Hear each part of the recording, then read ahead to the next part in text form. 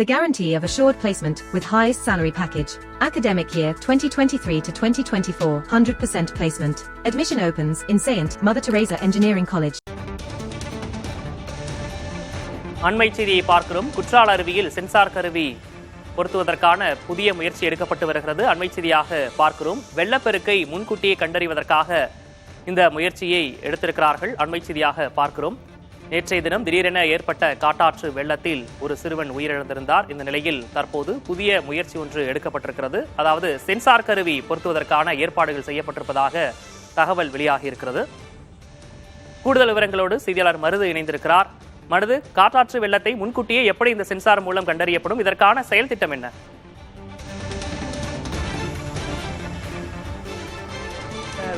தென்காசி மாவட்டம் மேற்கு தொடர்ச்சி மலைப்பகுதியில் இருக்கக்கூடிய இந்த குற்றாலம், மெயின் அருவி மற்றும் பழைய குற்றாலம் அருவி, 5 அருவி என்ற 3 அருவிகள் இருக்கிறது. இந்த அருவிகளுக்கு ஒவ்வொரு ஆண்டும் லட்சக்கணக்கான சுற்றுலா பயணிகள் குளிப்பதற்காக வருவது வழக்கம். இந்த நிலையில் நேற்று ஏற்பட்ட காட்டாற்று வெள்ளத்தின் காரணமாகவும் அவ்வப்போது இந்த அருவிகளில் ஏற்படும் காட்டாற்று வெள்ளத்தை கண்காணிக்கும் வகையில் மாவட்ட நிர்வாகம் ஒரு முன்னெடுப்பை மேற்கொண்டிருக்கிறது. குறிப்பாக அந்த சென்னையில் இருக்கக்கூடிய ஐஐடி வல்லுநர்கள் மூலம் ஏற்கனவே நேற்று இந்த விபத்து நடப்பதற்கு முன்பாகவே அவ்வப்போது காட்டாற்று வெள்ளத்தை கண்காணிக்கும் வகையிலே பேராசிரியர்கள் தலைமையில் இதற்கு ஒரு அலாரம், அதாவது சென்சார் பொருத்தக்கூடிய வகையில் ஒரு கருவி தயாரிக்க பரிந்துரை செய்யப்பட்டது. அதற்காக சென்னையில் இருந்து பேராசிரியர் தலைமையில் ஒரு குழுக்கள் ஆய்வானது மேற்கொண்டிருந்திருக்கிறார்கள்.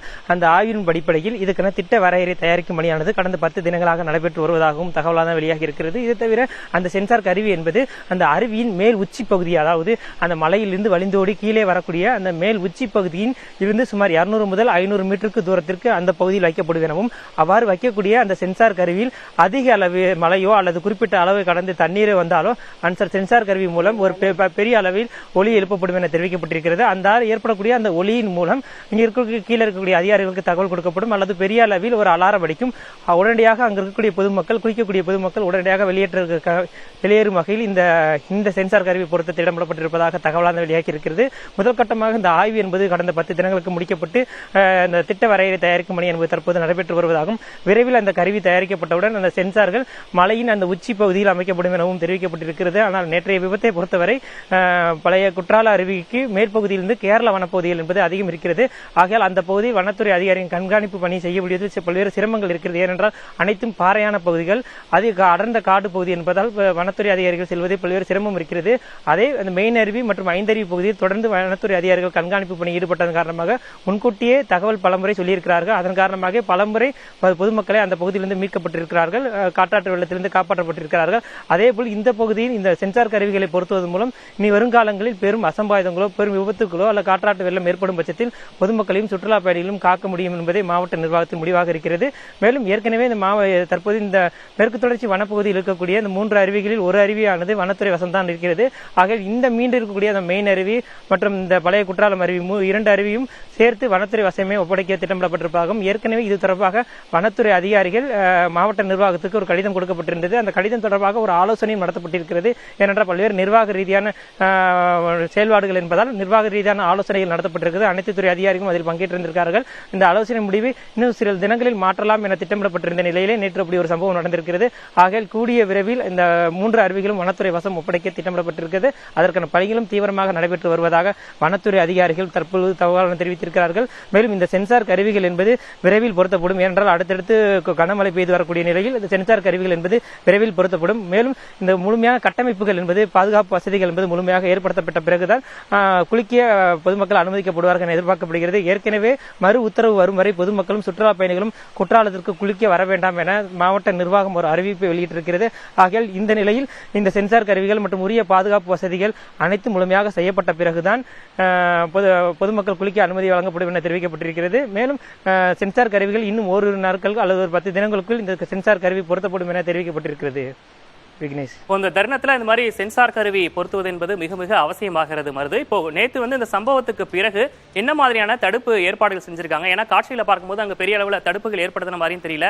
இன்னைக்கு 2வது நாளா அங்க பொதுமக்களுக்கும் சுற்றுலா பயணிகளுக்கும் தடையும் விதிச்சிருக்காங்க. போதிய அளவுல காவலர் இருக்காங்களா? என்ன மாதிரியான நடவடிக்கைகள் இப்போ இங்க எடுக்கப்பட்டிருக்கு?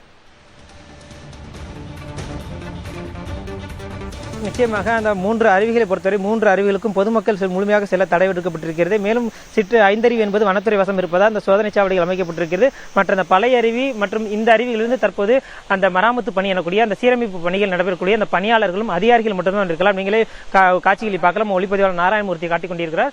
அந்த அருவியின் விபத்து நடந்த பகுதியில் தடுப்புகள் எவ்வாறு இருக்கிறது, தடுப்புகள் உறுதித்தன்மையோடு தான் இருக்கிறதா, வேறு தடுப்புகள் எதுவும் அமைக்கப்பட வேண்டுமா என்பது குறித்து பேரூராட்சி மற்றும் மாவட்ட நிர்வாக அதிகாரிகள் தற்போது ஊழியர்களை வைத்து இந்த ஆய்வு பணி என்பது மேற்கொண்டு வருகிறார்கள். அந்த தடுப்புகள் சேதமடைந்திருக்கும் பட்சத்தில் புதிய தடுப்புகள் அமைப்பது அல்லது புதிய பாதுகாப்பு வசதிகளை மேம்படுத்துவது குறித்த பல்வேறு பணிகள் என்பது தற்போது துவங்கியிருக்கிறது. அந்த முழுமையான பாதுகாப்பு வசதிகள் அனைத்தும் முழுமையாக செய்யப்பட்ட பிறகுதான் பொதுமக்களுக்கு அனுமதியானது வழங்கப்படும். அதுவரை பழைய குற்றால அருவியாக இருக்கட்டும், மெயின் அருவியாக இருக்கட்டும், தற்போது காவல்துறை பாதுகாப்பு தான் செய்யப்பட்டு வந்து கொண்டிருக்கிறது. வனத்துறை வசம் ஒப்படைக்கும் பட்சத்தில் 3மே வனத்துறையின் கட்டுப்பாட்டுக்குள் வந்து வன காவலர்கள் பாதுகாப்பு பணியில் ஈடுபடுத்தப்படுவார்கள் என வனத்துறை அதிகாரிகள் தரப்பில் தெரிவித்திருக்கிறார்கள். தற்போது வரை இந்த 2 அருவிகளும் காவல்துறை வசம் ஒப்படைக்கப்பட்டு காவல்துறையினர் பாதுகாப்பு பணியில் ஈடுபட்டு வருகிறார்கள். தொடர்ந்து 2 இடங்களில் காவல்துறையினர் நிறுத்தப்பட்டிருக்கிறார்கள். அந்த 2 இடங்களிலும் சோதனை சாவடி போன்று தற்காலிகமாக அமைக்கப்பட்டு பொதுமக்களோ இருசக்கர வாகனங்கள், கார் உள்ளே வராத வகையில் அந்த தடுப்புகள் என்பது ஏற்படுத்தப்பட்டிருக்கிறது. தொடர்ந்து பொதுமக்கள் எக்காரணத்தை கொண்டும் அத்துமீறி உள்ளே வந்துவிடக்கூடாது என ஏற்கனவே எச்சரிக்கை கொடுக்கப்பட்டிருக்கிறது. எச்சரிக்கை மீறி வருவோர் மீது கடுமையான நடவடிக்கையும் எடுக்கப்படும் என மாவட்ட நிர்வாகமும் காவல்துறையும் அறிவிப்பு வெளியிட்டிருக்கிறது. வருது. இப்ப அந்த பகுதிக்கு வந்து குளிப்பதற்கு மட்டும் தான் தடை செஞ்சிருக்காங்களா? ஏன்னா நீங்க தடுப்புகள் அமைச்சு கார்லாம் உள்ள வராத மடிக்கு ஏற்பாடுகள்லாம் செஞ்சிருக்காங்க அப்படின்றதையும் சொல்லியிருக்கீங்க. இப்ப அங்க யாரும் வந்து பார்வையிடுவதற்கு கூட அனுமதி கிடையாதா? அதுக்கு தான் முழு உத்தரவு போட்டிருக்காங்களா இப்போ?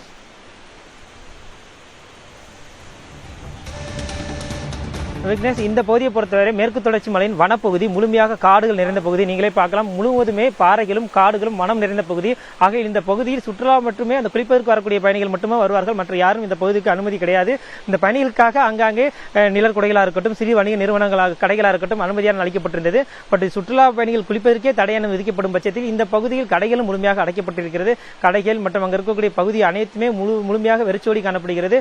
மேலும் அந்த நேற்று நடந்த அந்த விபத்தின் போது பல உறவினர்கள் தங்கள் உடைமைகளை எடுத்துக் கொள்ளாமல் கூட அங்கிருந்து தன் உயிரை காப்பாற்றிக் கொள்ள வேண்டியதற்காக அலறி அடித்து ஓடியக்கூடிய காட்சிகளை நம்மால் வீடியோ காட்சிகள் பார்க்க முடிந்தது.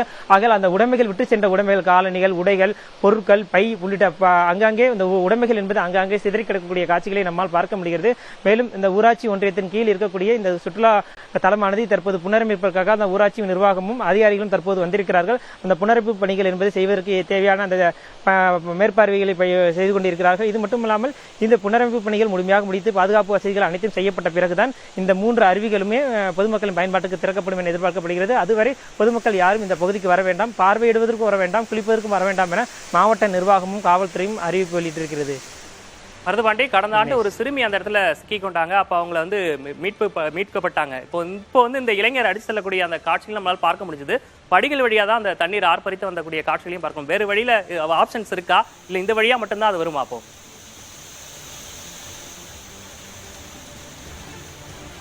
இந்த அருவிகளை பொறுத்தவரை இது மேற்கு தொடர்ச்சி மலைப்பகுதி இருப்பதால் மேற்கு தொடர்ச்சி மலைப்பகுதியில் இருக்கக்கூடிய மலைப்பகுதியில் பெய்யக்கூடிய அந்த மழையின் அதிக அளவு மழைப்பொழிவின் காரணமாக தான் திடீரென இந்த காற்றாற்று வெள்ளமும் அதிக நீர்வரத்து அதிகரிக்கிறது. இதனை கண்காணிப்பதற்கு தான் இந்த சென்சார் என்பது போடப்பட்டிருக்கிறது. ஏற்கனவே மெயின் அருவியில் கடந்த 2022ஆம் ஆண்டு 3 பேர் அடித்து செல்லப்பட்டார்கள். அதற்கு பிறகுதான் அங்கு வனத்துறை அதிகாரிகள் மலையின் உச்சி பகுதியில் பணியினை அமர்த்தப்பட்டதாக கூறப்படுகிறது. அவ்வாறு அமர்த்தப்பட்டுதான் தொடர்ந்து ஒவ்வொரு முறையும் வெள்ளமோ அல்லது காற்றாற்று வெள்ளமோ ஏற்படும் பட்சத்தில் உடனடியாக எச்சரிக்கை என்பது கொடுக்கப்பட்டு வருகிறார்கள். ஆனால் இந்த அருவியை பொறுத்தவரை அந்த வனத்துறை அதிகாரிகள் மேலே பணியில் அமர்த்துவதற்கு பல்வேறு இடையூறுகளும் சிரமங்கள் இருப்பதாக தெரிவித்திருக்கிறார்கள். ஏனென்றால் முழுவதுமே பாறை நிறைந்த பகுதி, அந்த பகுதிக்குள் நிற்கவும் முடியாது. அங்கு இருக்கக்கூடிய ரோந்து பணியை செல்வதற்கான எந்த சாத்தியக்கூறுகளும் அங்கு இல்லை. இது மட்டுமல்லாமல் அது கேரள வனப்பகுதியோடு நெருங்கி இருப்பதன் காரணமாக பல்வேறு கட்டுப்பாடுகள் இருக்கிறது. அதன் காரணமாகத்தான் இந்த பகுதியில் வனத்துறை அதிகாரி நியமனம் செய்யப்படவில்லை. அவ்வாறு நியமனம் செய்யப்பட்டிருந்திருந்தால் இந்த பகுதியும் கண்டிப்பாக நேற்று இந்த ஒரு விபத்து நடந்திருந்தால் அந்த விபத்து இந்த காற்றாற்று வெள்ளத்தின் போது அந்த உயிரிழப்பு ஏற்படாமல் தடுத்திருக்க முடியும். அதனால் வனத்துறை வசம் தற்போது ஒப்படைக்கும் பட்சத்தில் அந்த சென்சார் கருவிகள் வழங்கப்படும். மேலும் தொடர்ந்து பாதுகாப்பு கடுமையாக கட்டுப்பாடுகளும் கொண்டு வரப்படும். கட்டுப்பாடுகள் இருக்கும் பட்சத்தில் பொதுமக்கள் உள்ளே வராமல் தடுப்பதற்கான அனைத்து வகையான ஏற்பாடுகளையும் செய்ய முடியும். இனி வருங்காலங்களில் எந்த ஒரு உயிரிழப்பு ஏற்படாதவும் தேவையான நடவடிக்கைகளை மேற்கொள்ளவே வனத்துறையும் மாவட்ட நிர்வாகமும் இணைந்து பல்வேறு நடவடிக்கைகளை மேற்கொண்டு வருகிறார்கள். இதற்காக ஒரு ஆலோசனை கூட்டமும் நேற்று நடத்தியிருக்கிறார்கள். அந்த ஆலோசனை கூட்டத்தின் பிறகுதான் இந்த முடிவானது எடுக்கப்பட்டிருக்கிறது. மேலும் ஏற்கனவே இந்த சென்சார் கருவியாக இருக்கட்டும், அந்த வனத்துறையோட ஒப்படைக்க திட்டமிடப்பட்டிருக்கிற விவகாரம் இருக்கட்டும், அதனை விரைந்து முடிக்க தேவையான நடவடிக்கைகளை மேற்கொண்டு வருகிறார்கள். விக்னேஷ், வெள்ளத்தை முன்கூட்டியே கண்டறிவதற்காக சென்சார் பொருத்தும் அந்த பணியை வந்து முடுக்கிவிடப்பட்டிருப்பதாகவும் குறிப்பிட்டிருந்தீங்க. விவரங்களை வழங்கியமைக்காக நன்றி Maruthupandi. The guarantee of assured placement with highest salary package. Academic year 2023 to 2024, 100% placement. Admission opens in Saint Mother Teresa Engineering College.